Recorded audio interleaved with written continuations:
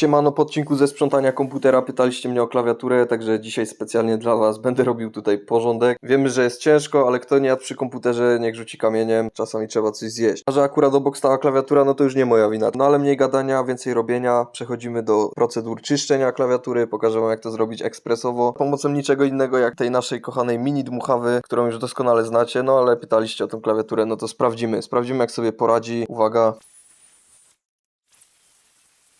Powiem wam tak, jak na 20 sekund czyszczenia klawiatury, to jestem mega zadowolony z efektu. Wygląda jak nowa praktycznie, wiadomo, te przyciski mógłbym powyciągać i umyć, ale komu by się chciało to robić. Także co, no dmuchawa spełniła swoje zadanie, także piszcie co następne możemy przeczyścić. Na dzisiaj to tyle, dziękuję wam za oglądanie, zostawcie lajka, obserwacje, a na dzisiaj to tyle, pozdro.